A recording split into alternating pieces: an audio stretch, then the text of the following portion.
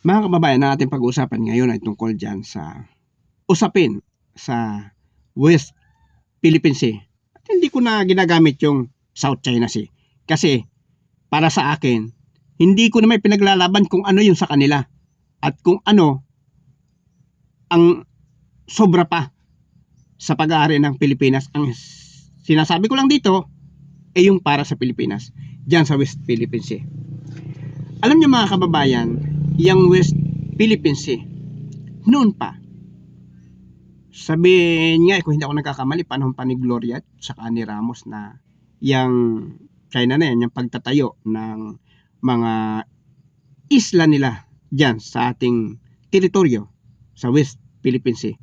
Noon pa yan, nagsimula yan sa pagtatayo lamang ng isang maliit at silungan ng mga mangingisda. Pinuna na yan ng ating gobyerno. Kaya alam ng China na hindi talaga kanila yan. Talagang yes sa Pilipinas. Alam nila yan. Kaya nung dumating yung panahon na pinabayaan lang sila. Yung pala naman silungan lang ng kanilang mga isda.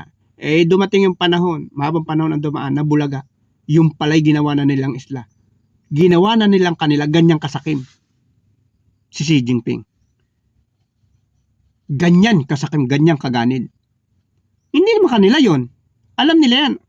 At saka kung napapansin ninyo yung kinuha dyan na kayamanan, doon na lang sa Taclobo Di ba barko-barko?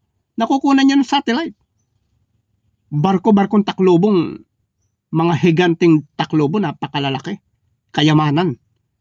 Dahil naroon ang perlas. Kaya nga ang Pilipinas tinawag sa perlas na perlas sa silangan ang Pilipinas. Dahil ang perlas dyan sa West Philippine Sea, hindi lang napakarami tambak. At yan na lahat ay hinakot ng China. Yang perlas sa Pilipinas. Ganyang kaganid, magnanakaw yung mga yan. Magnanakaw ng kayamanan. Kaya yung kayamanan nyo, Xi Jinping, hindi naman talaga ninyo yan ninakaw nyo. At ang buong West Philippines gusto pa rin ninyong nakawin. Pero dadaan muna kayo sa butas ng karayom. At sinasabi ko sa iyo, Xi Jinping, bagamat ang Pilipinas dati ginawa na yung pakikipagkaibigan sa inyo at iniisip ng aming nakaraang presidente magbabago ang pananaw mo tungkol sa West Philippines dahil alam mong hindi inyo yan at sa Pilipinas, pero winalang hiya mo pa rin. Ngayon, tuluyan ka ng mabibigo sa pangarap mo dahil iba na ang presidente namin ngayon. Hindi ibibigay yan. Tandaan mo yan. Alam mo, sa palagay ko, kuro-kuro ng inyong kasubaybay, mga viewers, darating yung panahon, isa-isa dahan-dahang iiwanan niya ng China.